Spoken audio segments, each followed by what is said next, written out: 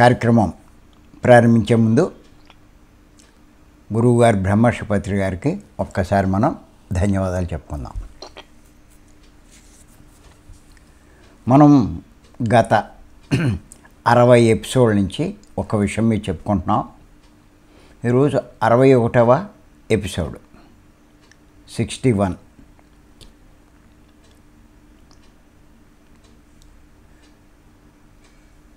షిరిడి బాబా చెప్పే సందేశాల్లో ఆత్మ సాక్షాత్కారం పొందాలంటే అని ఆయన చెప్తున్నటువంటి దాని సందర్భంగా ఆయన ఏం చెప్తున్నాడో అదే కఠోపనిషత్తులో కూడా చెప్పబడింది. యమధర్మరాజు నచికేతుడికి చేసిన బోధ, దాని గురించే చెప్పుకుంటున్నా. ఇప్పుడు యమధర్మరాజు ఈ పరబ్రహ్మ గురించి బోధించమన్నాడో, ఆ బ్రహ్మజ్ఞానం బోధించమన్నాడో, ఆ ఆత్మ సాక్షాత్కారం పొందే మార్గం చెప్పమన్నాడో ఆయన చెప్తున్నాడు. ఆయన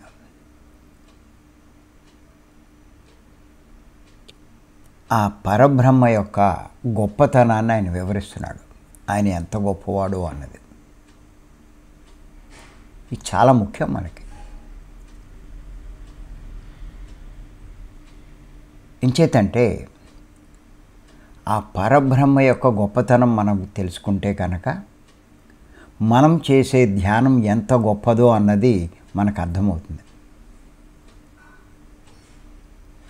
చెవటం అమ్మవారు ఏమన్నారంటే, ధ్యానం బంగారు ముద్ద లాంటిది, ధ్యానానికి మించింది లేదు అని చెప్పి చెవటం అమ్మవారు చెప్పారు.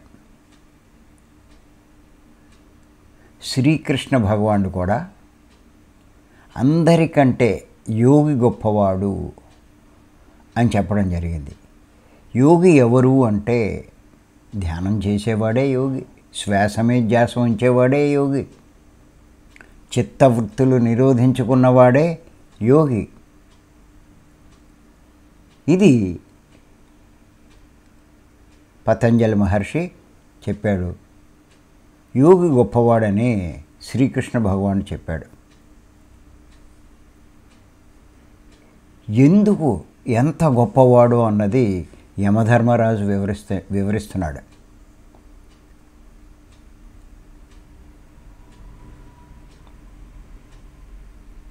నిజంగా ఇది ఎందుకు తెలుసుకోవాలి అంటే,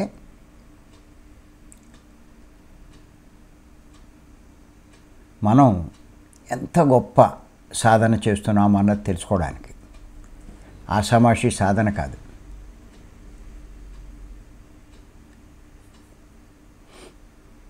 జపతపాలు చేసేవాడి కంటే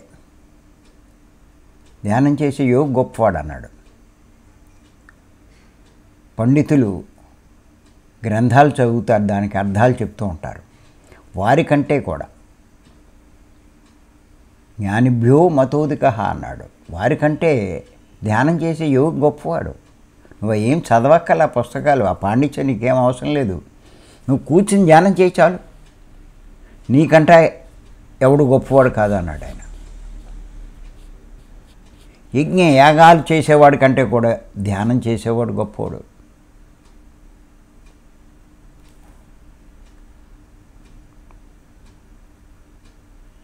అంత గొప్పవాడిని మనం పట్టుకున్నాం.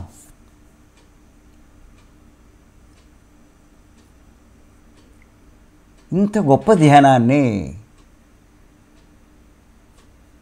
నాకెందుకు బాధ కలుగుతుందంటే, రోగాలకు వాడుతున్నారు. ఈ ధ్యానాన్ని రోగాలకి వాడుకుంటున్నారు. అంత చీప్గా లెక్కేస్తున్నారు. అంత గొప్పవాడిని, సృష్టిలోనే గొప్పవాడిని యమధర్మరాజు చెప్పాడు కదా, అంతా ఆయన స్వాధీనంలో ఉంది, అన్నిట్లోనూ ఆయన ఉన్నాడు. అంత గొప్పవాడు, ఆయన లేనిది ఎక్కడ?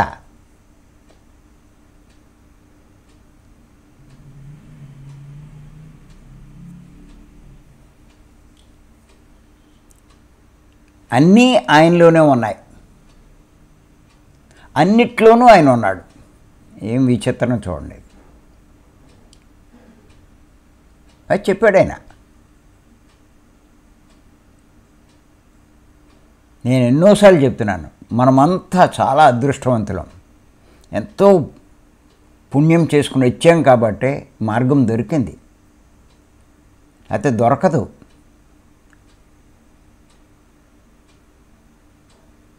మన జూమ్లోకి వచ్చేవాళ్ళు, మన క్లాసులకు వచ్చేవాళ్ళు డైమండ్స్ అంటాను నేను అతిగా చెప్పినట్టుగా మీకు అనిపిస్తుంది. ఒక రకంగా నేను చెప్పేది మీకు తక్కువే, నేను వాడిన పదాలు. అంతటి గొప్పవాళ్ళు మీరు, ఆ పని చేస్తున్నారు. అదే కదా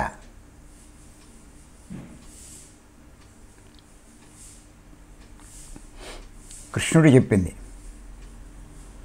అదే కదా చెవిట అమ్మవారు చెప్పింది.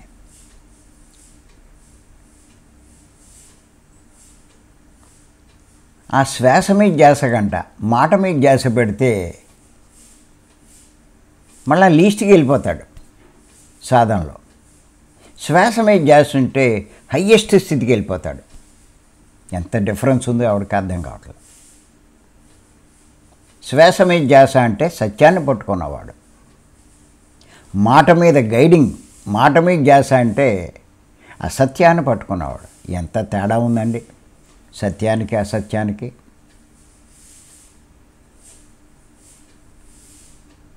నశించిపోయేదాన్ని పట్టుకున్నవాడు, శాశ్వతమైన దాన్ని పట్టుకున్నవాడు శ్వాస మీద ధ్యాస పెట్టేవాడు.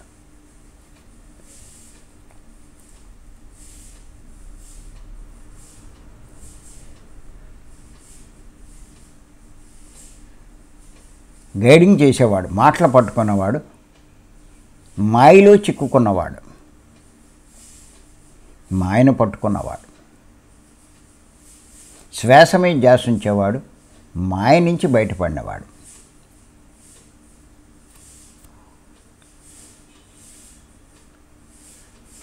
ఎంత తేడా వాడికి వీడికి. అదృష్టవంతులం కాక ఇంకెవరండి మనం. ఏం తెలుస్తుంది మీకు? శరీరం వదిలి పైకి వెళ్ళండి, అప్పుడు మీకు అర్థమవుతుంది.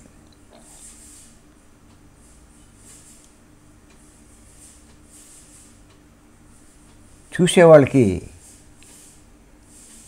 వీళ్ళంతా వృధా చేస్తున్నారని అనుకుంటారు, పిచ్చివాళ్ళు అనుకుంటారు, ఇలా తయారయ్యారంట అంటారు. చెయ్యొద్దని కూడా ఒత్తిడి చేసేవాళ్ళు ఉన్నారు.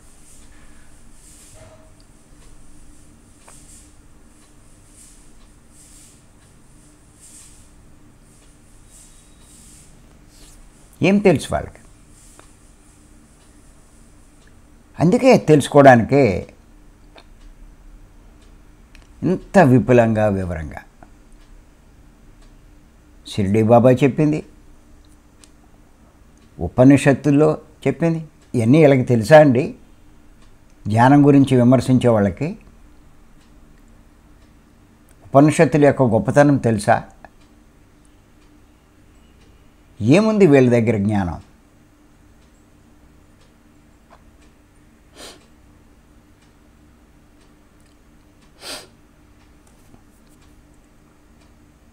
ఏం తెలుసు వీళ్ళకి?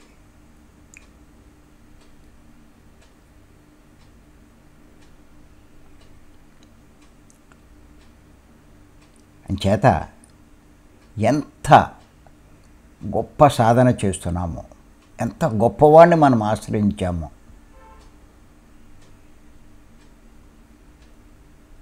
పత్రికారు అందుకే అంటారు విగ్రహారాధన వద్దు అంటే అది అసత్యం. అసత్యానికి సత్యానికి ఎంత తేడా ఉందో చూడండి. సత్యారాధన చేయండి అంటారు, అంటే ఆత్మారాధన చేయమంటారు. అంటే విగ్రహాన్ని కాదు ఆశ్రయించేది, ఆత్మను ఆశ్రయించండి అంటారు.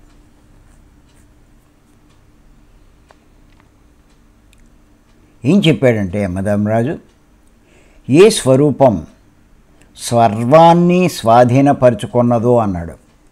ఏ స్వరూపం సర్వాన్ని స్వాధీనపరుచుకున్నదో. మీకు ఈ విషయమే భగవద్గీతలో శ్రీకృష్ణ భగవానుడు చెప్పడం జరిగింది. కృష్ణుణ్ణి ఆరాధించే వాళ్ళు ఇది అర్థం చేసుకోవాలి.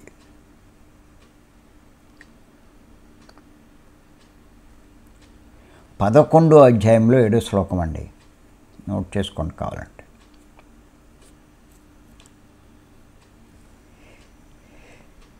యహైకస్తం జగత్సృష్ణం పశ్చాద్య చచరాచరం మమ దేహే గుడాకేశ అచ్చాన్య ద్రష్టుమిచ్చసి. అంటే ఓ అర్జున, ఈ సమస్త చరాచర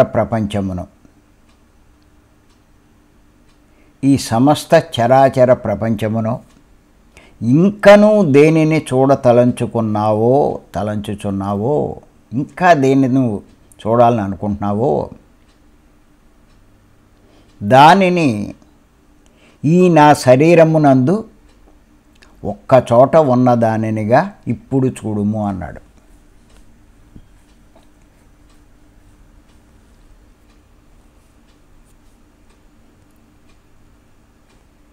సమస్త చరాచర ప్రపంచమును ఇంకనూ దేనిని చూడతలంచుచున్నావో దానిని ఈ నా శరీరమునందు ఒక్కచోట ఉన్న దానినిగా ఇప్పుడు చూడుము అన్నాడు ఆయన. అంటే దీని అర్థం ఏంటి? సమస్త చర అచర, చరించేది చరించండి అంతా కూడా నా శరీరంలో ఉన్నాయి.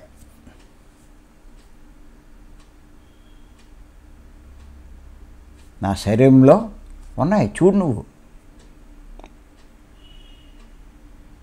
అని ఆయన విశ్వరూపం చూపించాడు.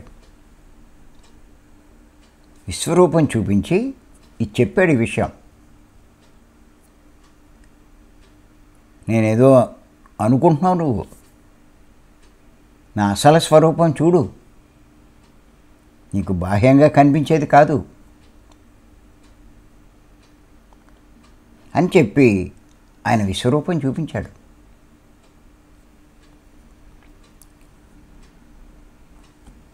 ఆ ఒక్క మాటలో ఎంత అర్థం ఉందండి యమధర్మరాజు చెప్పింది.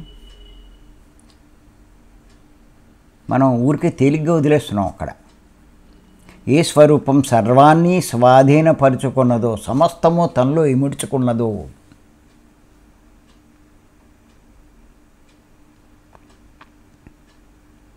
అంటే అంత తేలిక.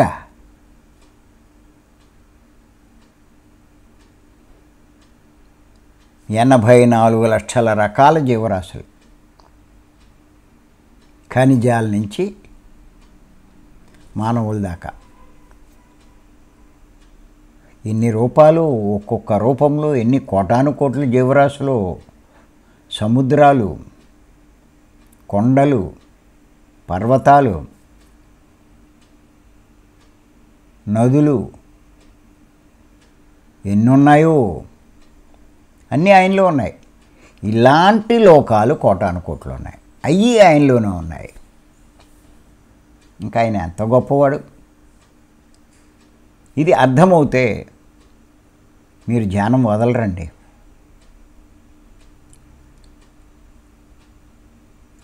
గొప్పవాడిని పట్టుకుంటేనే గొప్పవాళ్ళు అవుతారండి. మీరు ఒకటే గుర్తుపెట్టుకోండి. ఎంత గొప్పవాడిని పట్టుకుంటే మీరు అంత గొప్పవాళ్ళు అవుతారు.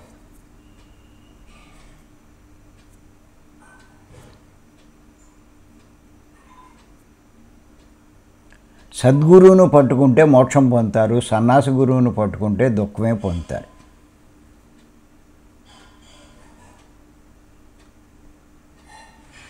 కవులు బాగా చెప్తాడు, మభ్య పెడతాడు, నెత్తిమీ చెయ్యెడతానంటాడు, నా కాళ్ళు అట్టుకోండి ఆశీర్వదిస్తానంటాడు. ఆడి దగ్గర ఏమీ లేదు, మీకేమిస్తుంది? మిమ్మల్ని బాగా తృప్తిపరుస్తాడు.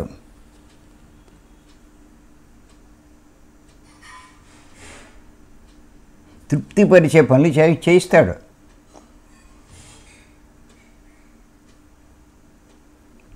సద్గురు అలా కాదు.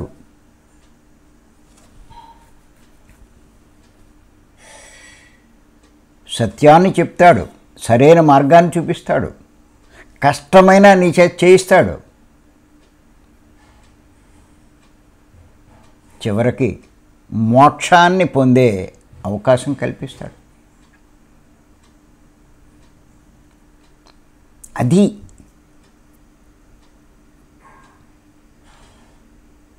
సద్గురులో ఉన్న గొప్పతనం.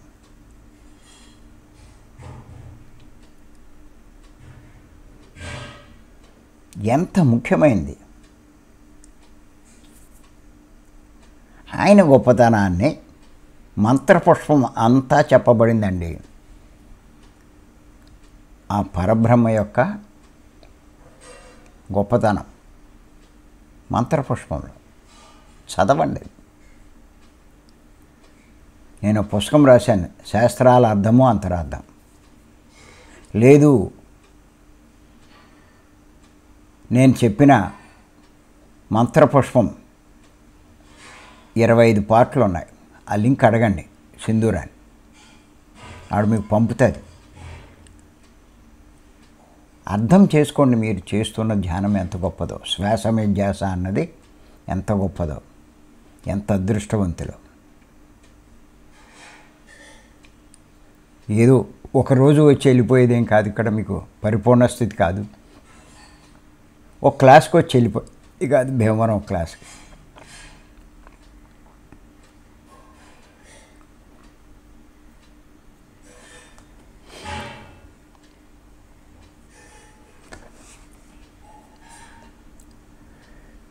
ఇంకా చెప్పాడు ఆయన 9వ అధ్యాయం 4వ శ్లోకం. ఈ విషయమే, మయా తతమిదం సర్వం జగద వ్యక్తిమూర్తినా మత్స్థాని సర్వభూతాని నచాహం తేష వస్థితః. తాత్పర్యం ఏంటంటే, నేను నా అవ్యక్త రూపంలో ఈ జగత్తు అంతా వ్యాపించి ఉన్నాను.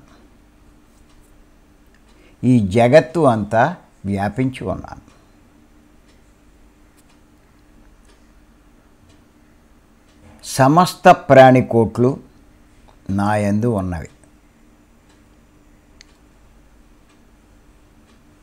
నాకు అవి ఆధారములు కావు.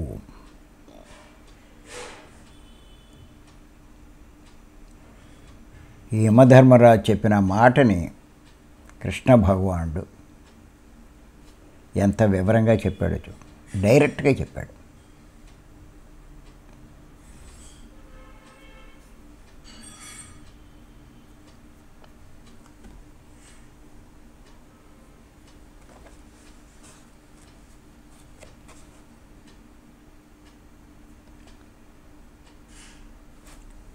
ఆయన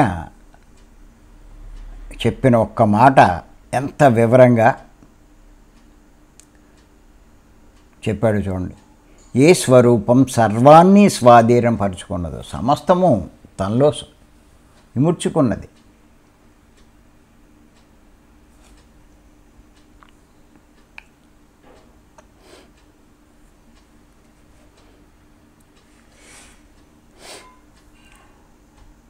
ఇంకా ఏం చెప్పాడంటే, సర్వభూతాంతరాత్మైన ఏ పరమాత్మ, మళ్ళీ అన్ని భూతాల్లో ఆయనే ఉన్నాడు. ఏ మూలాన్ని అంటే అవ్యక్తాన్ని, కనిపించని దాన్ని అనేక రీతులుగా చేస్తున్నాడో, కనిపించని దాన్ని అనేక రకాలుగా చేస్తున్నాడు, సృష్టిస్తున్నాడు.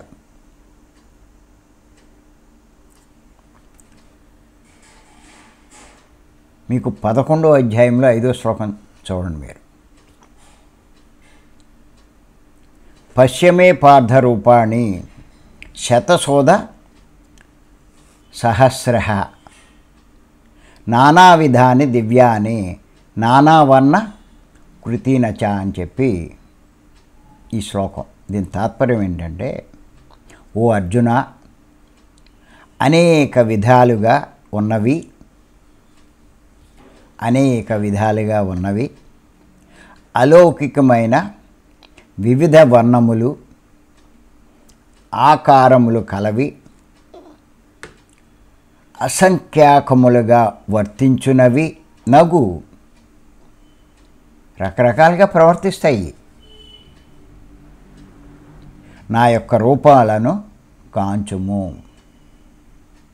చూడు,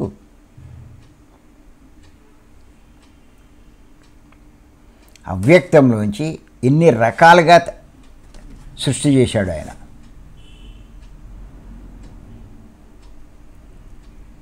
అదే చెప్తున్నాడు భగవద్గీతలో కూడా. అనేక విధాలుగా ఉన్నవి, అలౌకికమైన వివిధ వర్ణాలు కలవి, ఆకారములు కలవి, అసంఖ్యాకములుగా వర్తించినవి. ఒకదాని ప్రవర్తన ఒకటికి సంబంధం లేదు. మాంసాహారులు, శాకాహార జంతువులు,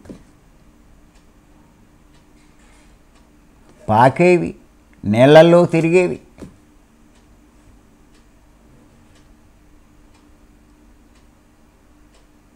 కలుగుల్లో ఉండేవి,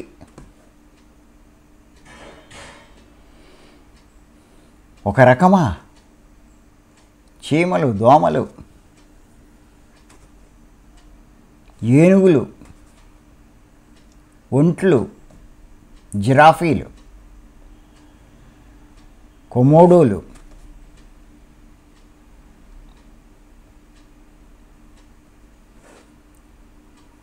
ఇవన్నీ ఎక్కడి నుంచి వచ్చినాయి? ఆయనలోంచే. ఆయన అంటే ఎవరు? అవ్యక్తం. ఆకాశం కంటే శూన్యమైన, శూన్యాతి శూన్యం.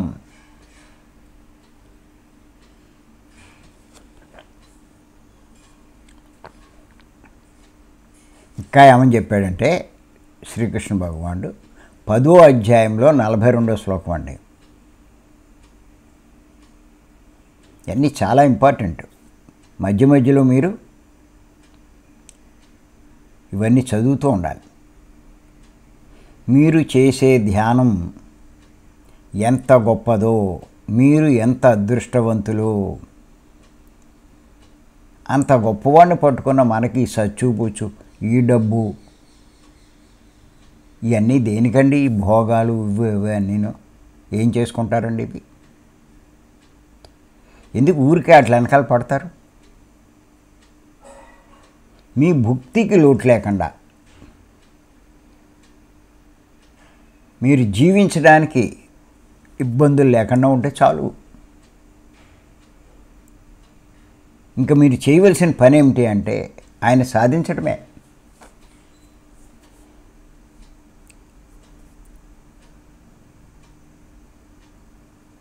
ఆయన గొప్పతనాన్ని పట్టుకోవడానికి, ప్రతి ఒక్కరూ ఆయన పొందడానికి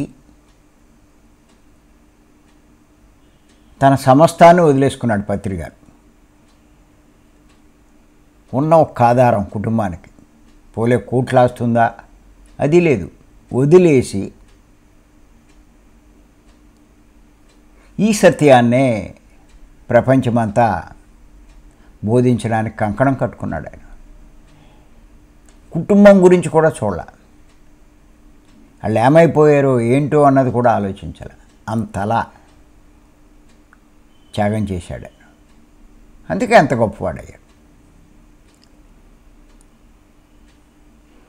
అది తెలుసుకోవడానికి ఆయన పట్టుకున్నాను నేను. ఏం చేసుకుంటాను నేను? అర్థమైంది, అయ్యేం మనకు ఉపయోగపడవు. నేను ఆత్మ, నాకు అయ్యేమి ఉపయోగపడవు. ఎందుకు ఉపయోగపడినవి నాకు నా టైం అంతా వృధా చేయడం? నేను ఆత్మను, నాకు కావాల్సింది జ్ఞానము, అది నాకు కావాలి. ఇవన్నీ ఎందుకు వదిలేశాను నేను కూడా.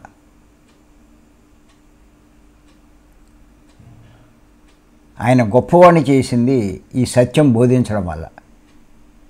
అందుకే అదే సత్యం నేను బోధించడం మొదలెట్టా. అదే మీకు కూడా చెప్తున్నాను నేను. ముందు నేర్చుకోండి, జ్ఞానం పొందండి, అప్పుడు బోధించండి. అదే నేను చెప్పేది.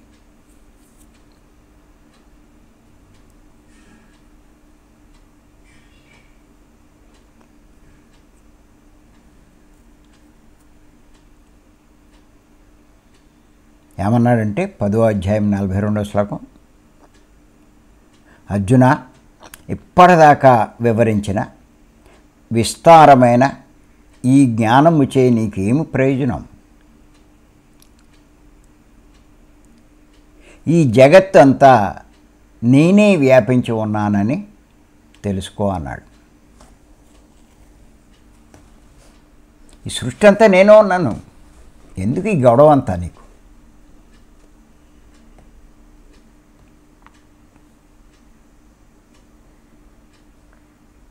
ఈ జగత్తంతా నేనే ఉన్నాను, నేను లేనిది ఎక్కడ అని చెప్పాడు. 10వ అధ్యాయం 42వ శ్లోకం.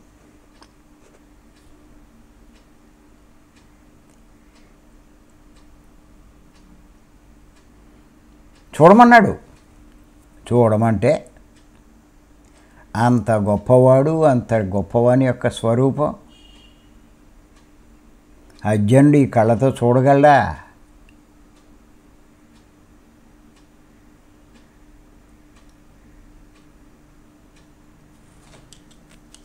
ఆయనకేం కనబట్లా. కళ్ళకి ఏమీ కనిపించట్లా, అంతా అఖండమైన తేజస్సే తప్ప ఇంకేం కనిపిస్తుంది? కోటి సూర్యుల కాంతి కలవాడు ఒక సూర్యుని చూస్తేనే, మీరు ఒక్కసారి కాసేపు 5 నిమిషాలు తీక్షణంగా సూర్యుని చూడండి, డైరెక్ట్గా పక్కకు చూడండి, మీకేం కనబడదు. కళ్ళు గుడ్డి అయిపోతాయి. అలాంటిది కోటి సూర్యుల కాంతి కల ఆయన్ని ఈ కళతో ఏం చూస్తాడు? ఎదురుండే చూపిస్తున్నా. అప్పుడు ఏం చేశాడంటే స్పష్టంగా చెప్పాడు ఆయన. 11వ అధ్యాయంలో 8వ శ్లోకం, నటుమాం శక్యసే ద్రష్ట నునేనైవ స్వచక్షుషా దివ్యం దదామి తే చక్షు పశ్యమే యోగమేశ్వరం. 11వ అధ్యాయంలో 8వ శ్లోకం. ఈ నీ మాంసమయ నేత్రములతో, అంటే నీ భౌతికమైన కళ్ళతో నీవు నా విశ్వరూపాన్ని చూడలేవు, నా అసలు స్వరూపాన్ని నువ్వు చూడలేవు. కావున అంచేత దివ్యమైన జ్ఞాననేత్రాన్ని నీకు ప్రసాదించుచున్నాను, నీకు ఇస్తున్నాను జ్ఞాననేత్రాన్ని. దానితో ఈశ్వర సంబంధమైన నా యోగ మహిమను చూడు అని చెప్పాడు శ్రీకృష్ణుల వారు అర్జునుడికి. ఈ కళతో నువ్వెక్కడ చూస్తావు? ఈ కళతో చూసే బొమ్మలు, కృష్ణుడు బొమ్మ, శివుడు బొమ్మ, ఈ బొమ్మలు చూస్తారు, ఫోటోలు చూస్తారు, అసలు స్వరూపాన్ని చూడరు. అది దర్శించాలి.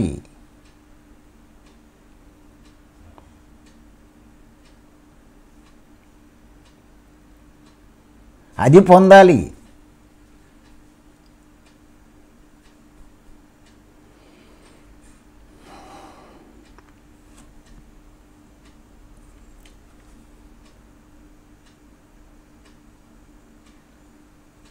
అందుకే పత్రిక గారు అంటారు,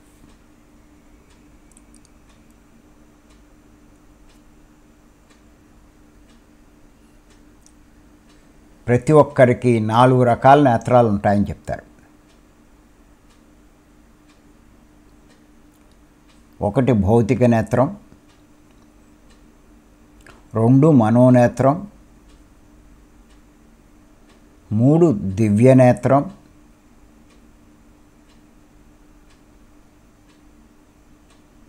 4 జ్ఞాన నేత్రం.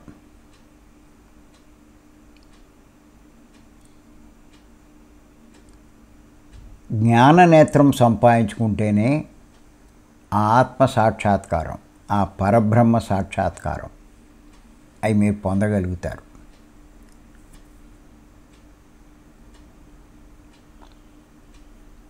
అంత తేలికేం కాదు అది. ఆయన కనబడినా మీరు చూడలేరండి.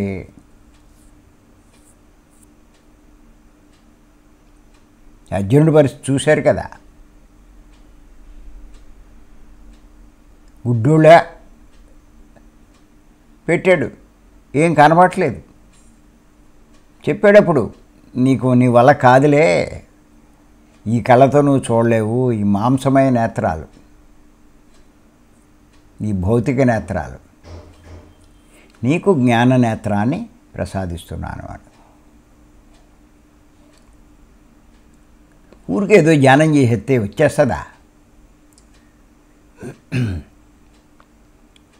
ఒకటే గుర్తుపెట్టుకోండి,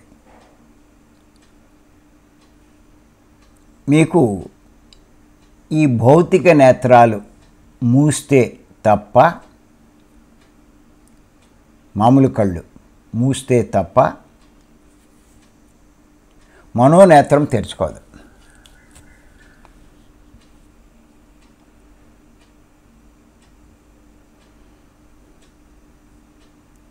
మనోనేత్రం ముయ్యాలి అంటే ఆలోచనలు ఆగిపోవాలి, అంటే శ్వాస మీద ధ్యాస ఉంచాలి. అప్పుడు మీ మనోనేత్రం మూసుకుపోతుంది.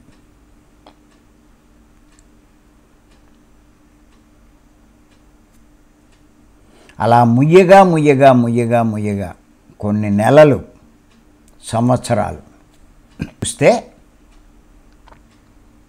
మీకు దివ్య నేత్రం తెరుచుకుంటుంది.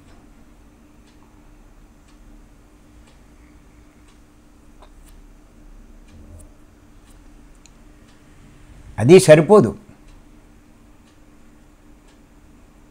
దాని ద్వారా జ్ఞాననేత్రాన్ని సంపాదించుకోవాలి. అప్పుడు మీకు ఆత్మసాక్షాత్కారం, ఆ ఆత్మానుభవం, ఆత్మానుభూతి లభిస్తుంది.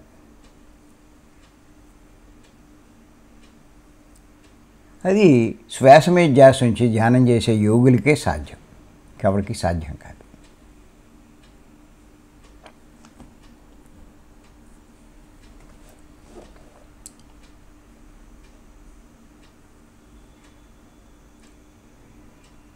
నిజంగా కూడా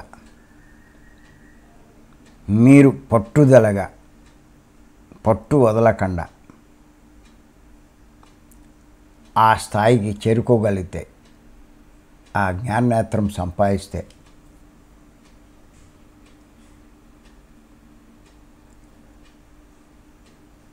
ఆయన్ని చూడగలిగితే ఆశ్చర్యపోతారు. మీకు ఆశ్చర్యం కలుగుతుంది.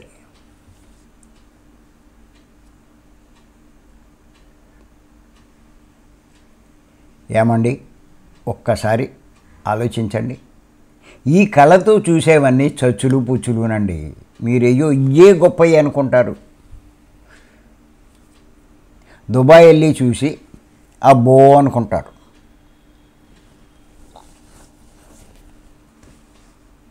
అక్కడ భూకంపం వచ్చినా, ఓ తుఫాన్ వచ్చినా అయ్యేపోద్ది దాని పని, మళ్ళీ ఏం కనబడదు. ఏయో చూస్తారు ఈ కళ్ళతో. కళ్ళతో చూసే చచ్చుపుచ్చు. జ్ఞాననేత్రంతో చూడండి, ఎంత గొప్పవి చూడగలుగుతారో, వీక్షించగలుగుతారో, ఆశ్చర్యం కలుగుతాయి. ఇవే మీకు ఆశ్చర్యం కలిపితే అది చూస్తే కింద పడిపోతారు మీరు. అందుకే ఆ స్థితికి చేరుకున్న వాళ్ళు, ఆ సాక్షాత్కార స్థితి పొందిన వాళ్ళు బయటికి రారు. ఆ ఆనందం వర్ణనాతీతం, అనిర్వచనీయం. రమ్మన్నా రారు. ఎందుకు ఈ చచ్చంతాను? ఇప్పటిదాకా ఇయే గొప్పవి అనుకున్నా. అది చూస్తే, అనుభవిస్తే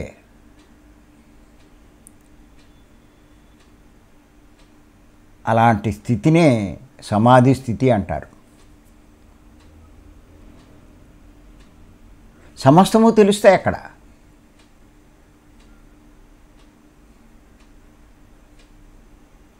అన్నీ క్లియర్ అయిపోతాయి. డైరెక్ట్గా నువ్వే చూస్తూ ఉంటావు. తెలియందంటూ ఏదీ లేదు. అందుకే పత్రిక ఏమంటారంటే సమాధి అంటే సమాధానాలు దొరికే, మనకున్న సందేహాలు నివృత్తి అయ్యే స్థితి. సవికల్ప కొంతవరకు ముందు స్టార్టింగ్లో కనిపించేది ఆ స్థితి. నిర్వికల్ప ఇంకా పరాకాష్ట, తెలియందంటూ ఏం లేదు. సమస్తము చూసుకున్నాం, సమస్తము తెలుసుకున్నాం. సవికల్ప సమాధి, నిర్వికల్ప సమాధి.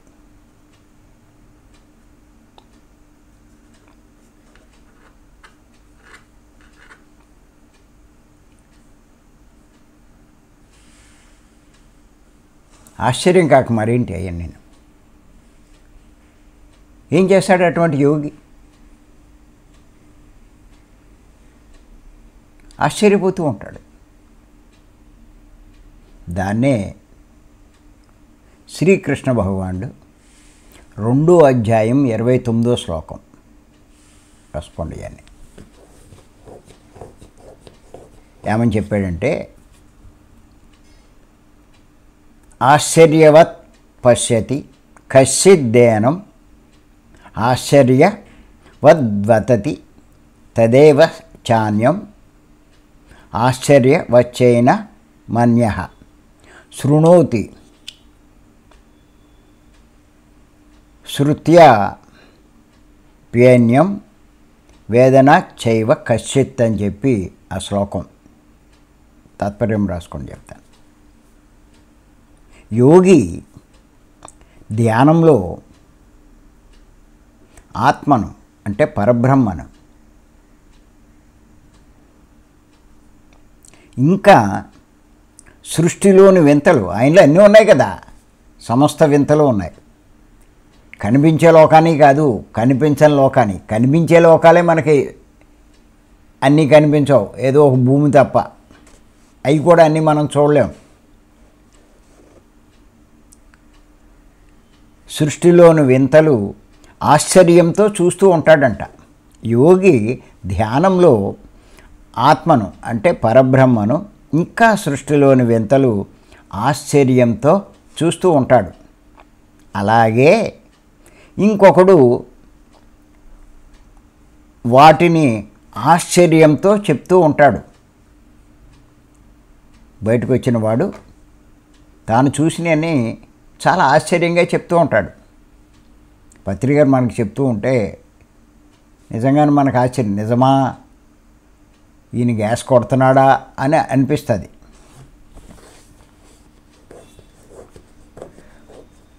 మరొకడు ఆశ్చర్యంతో వింటూ ఉంటాడు. మనలాంటి వాళ్ళం అలా చెప్తూ ఉంటే వింటూ ఉంటాం.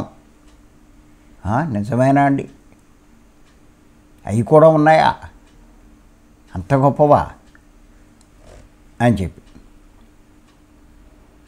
ఇంకొకడు విన్నా తెలుసుకోలేడు, నమ్మడాడు. ఉన్నాయని సంగతి తెలుసుకోడాడు. ఇలా రకరకాలుగా ఉంటారని చెప్పి శ్రీకృష్ణుల వారు చెప్పారు.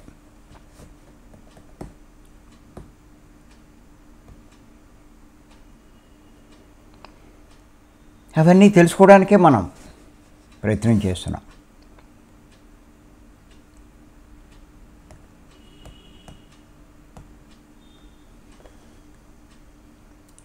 షిరిడి బాబా ఆత్మసాక్షాత్కారం పొందాలంటే అని 9 నియమాలు చెప్పాడు ఆయన. దాని యొక్క విలువేంటో ఎవరికి తెలుసు? ఏదో అన్నారు, దుఃఖం నుంచి బయటపడతామన్న ఒక్క మాట తప్ప, ఈ గొడవలు ఉండవు, ఈ బాధలు ఉండవు అనే ఉద్దేశమే తప్ప ఆత్మసాక్షాత్కారం పొందితే ఎన్ని విషయాలు వాడు తెలుసుకోగలుగుతాడు, సృష్టిలో ఎన్ని చూడగలుగుతాడు. ఇవన్నీ వాడికి ఏం తెలుస్తాయి? అంత గొప్పవాడు ఆయన అని చెప్పి మనకి యమధర్మరాజు చెప్పడం జరిగింది.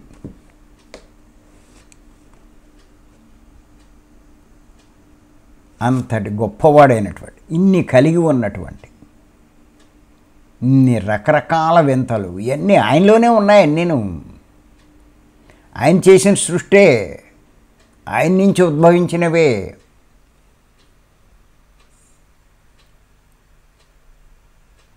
అలాంటి ఆ పరబ్రహ్మ ఆత్మ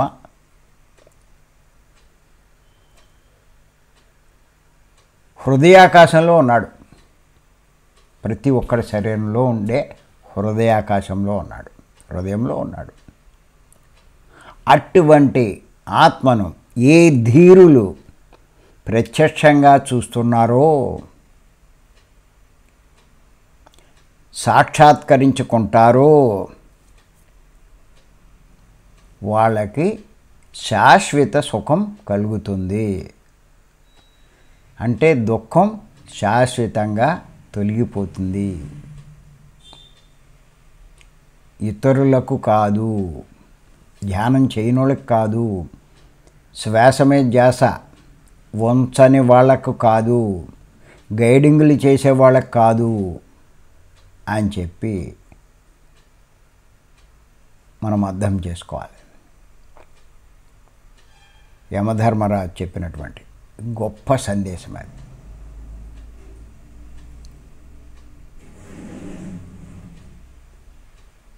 కఠోపనిషత్తు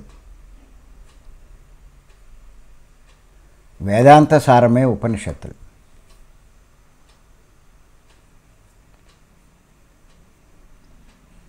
వేదాలు అర్థం కావట్లేదని కొంచెం సింప్లిఫై చేశాడు ఆయన, వ్యాసుల వారు.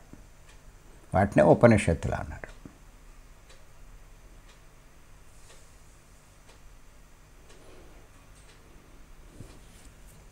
అంచేత గుర్తుపెట్టుకోండి, ఆ పనే మనం చేస్తున్నాం, నిత్యము చేస్తున్నాం, ఎంతో కష్టపడుతున్నాం.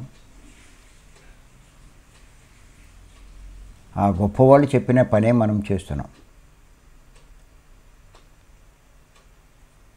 నిజంగా మనం అదృష్టవంతులు. మరి అవకాశం ఇచ్చి మీ అందరికీ నేను ధన్యవాదాలు చెప్తున్నాను. Thank you.